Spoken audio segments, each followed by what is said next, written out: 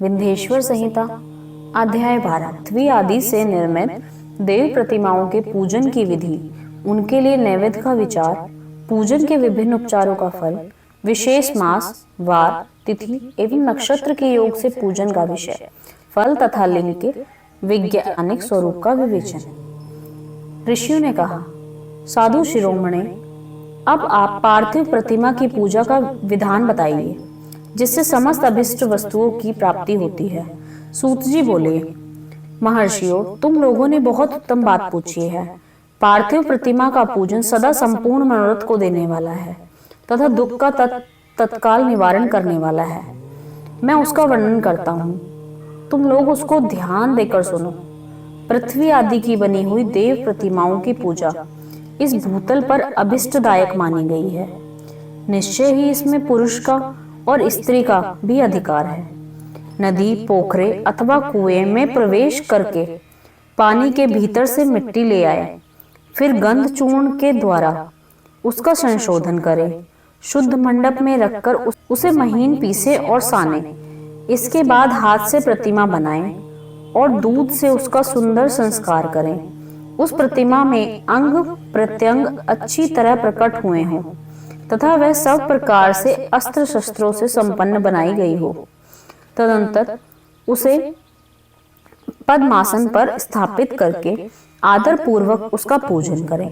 गणेश, सूर्य, विष्णु, दुर्गा और शिव की प्रतिमा का, शिव का एवं शिवलिंग का द्विज को सदा पूजा करना चाहिए। षोडशोपचार पूजन जनित फल की सिद्धि के लिए 16 उपचारों द्वारा पूजन करना चाहिए। पुष्प से प्रोक्षण और मंत्र पाठ पूर्वक अभिषेक करें। अघनी के चावल से नैवेद्य तैयार करें। सारा नैवेद्य एक कुड़व लगभग पाव भर होना चाहिए। घर में पार्थिव पूजन के लिए एक कुड़व और बाहर किसी मनुष्य द्वारा स्थापित शिवलिंग के पूजन के लिए एक प्रस्थ सैर भर नैवेद्य तैयार करना आवश्यक है। ऐसा जानना चाहिए, देवताओं द्वारा स्थापित शिवलिंग के लिए 3 सैर नैवेद्य अर्पित करना उचित है और स्वयं प्रकट हुआ शंभुलिंग के लिए 5 सेर। ऐसा करने पर पूर्ण फल की प्राप्ति समझनी चाहिए। इस प्रकार सहस्त्र बार पूजा करने से द्विज सत्य लोक को प्राप्त कर लेता है। 12 अंगुल चौड़ा, इससे दूना और 1 अंगुल अधिक अर्थात 25 अंगुल लंबा और 15 अंगुल चौड़ा जो लोहे या लकड़ी का बना हुआ पात्र हो, उसे विद्वान पुरुष शिव कहते हैं। उसका 8वां भाग प्रस्थ कहलाता है, जो 4 कुड़व के बराबर माना गया है। मनुष्य द्वारा स्थापित शिवलिंग के लिए 10 प्रस्थ, ऋषियों द्वारा स्थापित शिवलिंग के लिए 100 प्रस्थ और शंभु शिवलिंग के लिए 1 सहस्त्र प्रस्थ नैवेद्य निवेदन किया जाए तथा जल, तेल आदि एवं गंध द्रव्यों की भी यथा योग्य मात्रा रखी जाए तो यह उन शिवलिंगों की महापूजा बताई जाती है।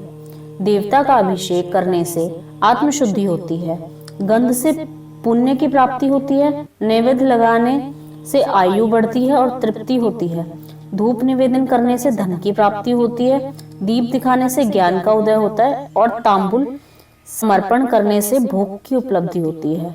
इसलिए स्नान आदि 6 उपचारों को यत्न पूर्वक अर्पित करें। नमस्कार और जप, ये दोनों संपूर्ण अभिष्ट फल को देने वाले हैं। इसलिए भोग और मोक्ष की इच्छा रखने वाले लोगों को पूजा के अंत में सदा ही जप और नमस्कार करने चाहिए। मनुष्य को चाहिए कि वह सदा पहले मन से पूजा करके फिर उन उपचारों से करे।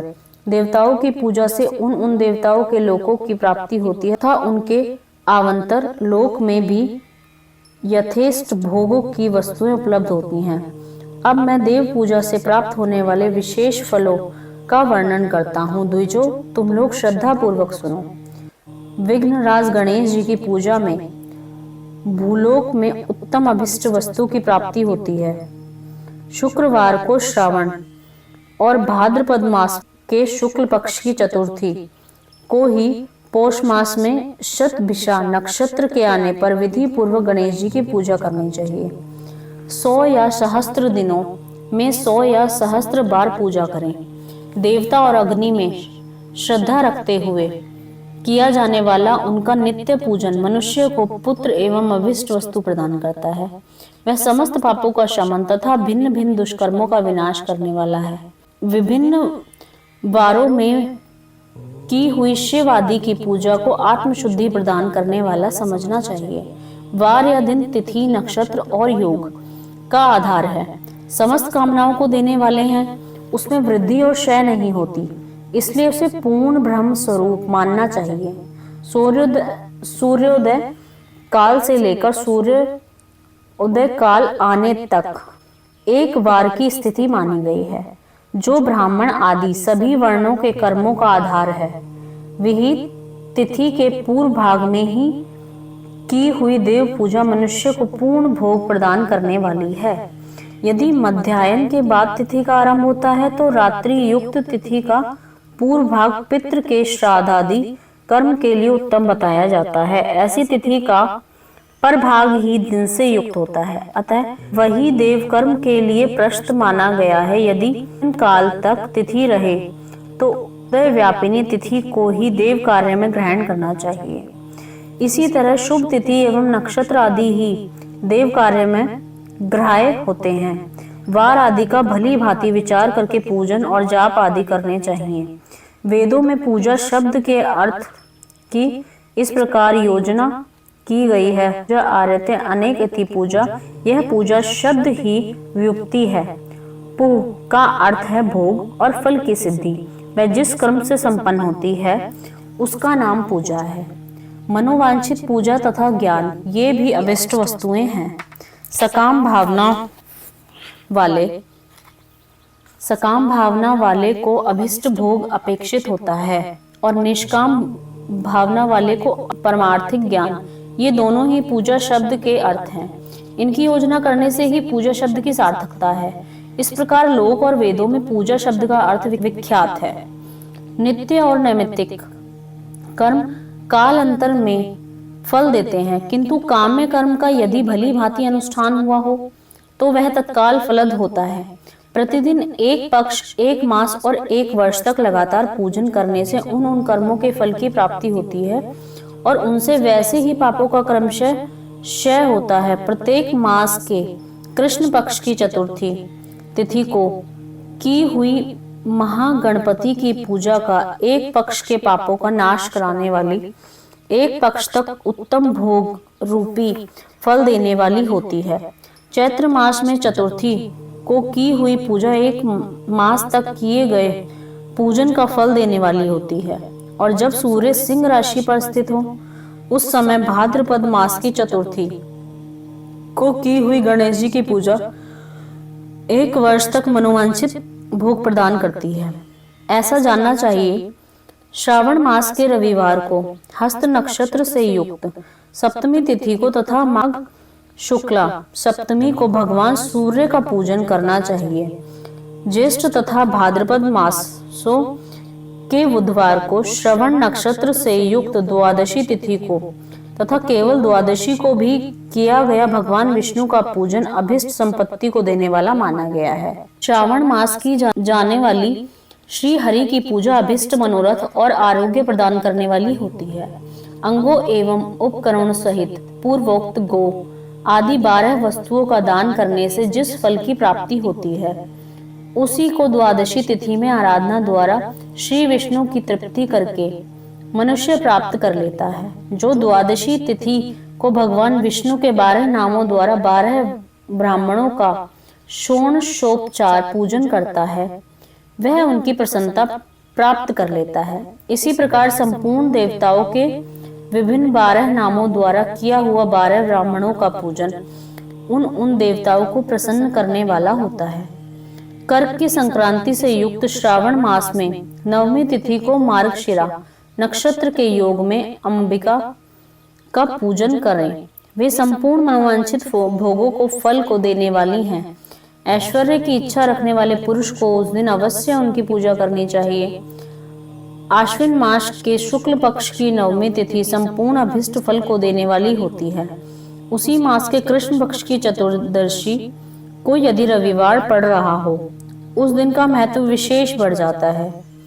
उसके साथ ही यदि आद्रा और महाद्रा, सूर्य संक्रांति से युक्त आद्रा का योग हो तो उक्त अवसरों पर की हुई शिव पूजा का विशेष महत्व माना गया है। माघ कृष्ण चतुर्दशी को की हुई शिवजी की पूजा संपूर्ण अभिष्ट फलों को देने वाली होती है। वह मनुष्य की आयु बढ़ाती है, मृत्यु कष्ट को दूर हटाती है और समस्त सिद्धियों को प्राप्त कराती है। ज्येष्ठ मास में चतुर्दशी को यदि आद्रा का योग हो अथवा मार्गशीर्ष मास में किसी भी तिथि को यदि आद्रा नक्षत्र हो तो इस अवसर पर विभिन्न वस्तुओं की बनी हुई मूर्ति के रूप में शिव की जो 16 उपचारों से पूजा करता है, पुण्यात्मा के चरणों का दर्शन करना चाहिए। भगवान शिव की पूजा मनुष्यों को भोग और मोक्ष देने वाली होती है, ऐसा जानना चाहिए। कार्तिक मास में प्रत्येक वार और तिथि आदि में महादेव जी की पूजा का विशेष महत्व है। कार्तिक मास आने पर विद्वान पुरुष दान, तप, होम, जप और नियम आदि के द्वारा समस्त देवताओं का षोडशोपचारों से करें। उस पूजन में देव प्रतिमा तथा मंत्रों का उपयोग आवश्यक है। ब्राह्मणों को भोजन कराने से भी वह पूजन कर्म संपन्न होता है। पूजन को चाहिए कि वह कामनाओं को त्याग कर पीड़ा रहित शांत हो देव आराधना में तत्पर रहे। कार्तिक मास में देवताओं का यजन पूजन समस्त भोगों को देने वाला, व्याधियों को हर लेने वाला और भूतों और ग्रहों का विनाश करने वाला है। कार्तिक मास के रविवार को भगवान सूर्य की पूजा करने और तेल तथा सूती वस्त्र देने से मनुष्य के कोढ़ आदि रोगों का नाश होता है। हरे, काली मिर्ची, वस्त्र और खीरा आदि का दान और ब्राह्मणों की प्रतिष्ठा करने से क्षय का नाश होता है। दीप और सरसों के दान से मिर्गी का रोग मिटता है। कृत्तिका नक्षत्र से युक्त सोमवार को किया हुआ शिवजी का पूजन मनुष्य के महान दरिद्र योग को मिटाने वाला और संपूर्ण संपत्तियों को देने वाला है। घर की आवश्यक सामग्रियों के साथ ग्रह और क्षेत्र आदि का दान करने से भी उक्त फल की प्राप्ति होती है। कृतिका युक्त मंगलवार को श्री स्कंद का पूजन करने से तथा दीपक एवं घंटा आदि का दान करने से मनुष्य को शीघ्र ही वाक सिद्धि प्राप्त हो जाती है। उनके मुंह से निकली हुई हर एक बात सत्य होती है। कृतिका युक्त बुधवारों को किया हुआ श्री विष्णु का यजन तथा दही भात का दान मनुष्य को उत्तम संतान की प्राप्ति कराने वाला होता है। कृतिका युक्त गुरुवार को धन से ब्रह्मा जी का पूजन तथा मधु, सोना और घी का दान करने से मनुष्य के भोग वैभव की वृद्धि होती है। कृतिका युक्त शनिवार को दिक्पालों की वंदना, दिग्गजों, नागों और शेतु पालों का पूजन, त्रिनेत्रधारी रुद्र, पापहारी विष्णु तथा ज्ञान दाता ब्रह्म का आराधना और मंत्री एवं दोनों अश्विनी कुमारों का पूजन करने से रोग, दुर्मृत्यु एवं अकाल मृत्यु का निवारण होता है तथा तात्कालिक व्याधियों की शांति हो जाती है। नमक, लोहा, तेल और उड़द आदि का त्रिकुट, सौंठ, पीपल और गोल मिर्च, फल, गंध और जल आदि का तथा घृत आदि द्रव्य पदार्थों का और सुवर्ण आदि कठोर वस्तुओं का भी दान देने से स्वर्गलोक की प्राप्ति होती है। इनमें से नमक आदि का मान कम से कम 1 प्रस्थ सेर होना चाहिए और सुवर्ण आदि का मान कम से कम 1 पल। धन की संक्रांति से युक्त पौष मास में उषः काल में शिव आदि समस्त देवताओं का पूजन क्रमशः समस्त सिद्धियों की प्राप्ति कराने वाला होता है। इस पूजन में अघनी के चावल से तैयार किए गए हविष का नैवेद्य उत्तम बताया गया है। पौष मास में नाना प्रकार के अन्न का नैवेद्य विशेष महत्व रखता है। मार्गशीर्ष मास में केवल अन्न का दान करने वाले मनुष्यों को ही संपूर्ण अभिष्ट फलों की प्राप्ति होती है।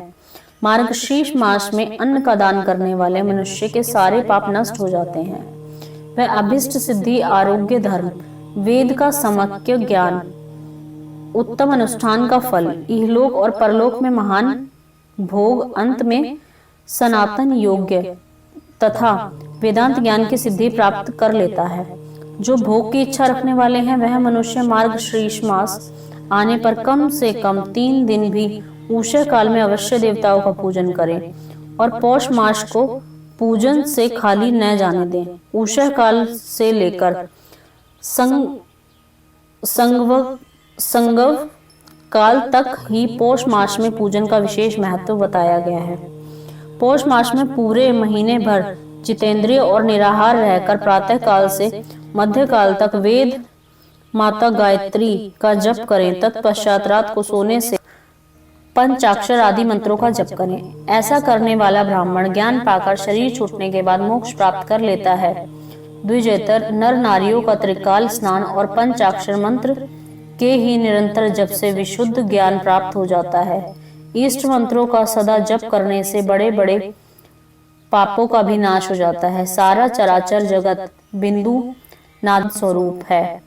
बिंदु शक्ति और नाद शिव। इस तरह यह जगत शिव शक्ति स्वरूप ही है। नाद बिंदु का बिंदु इस जगत का आधार है। ये बिंदु और नाद शक्ति और शिव संपूर्ण जगत के आधार रूप से स्थित है।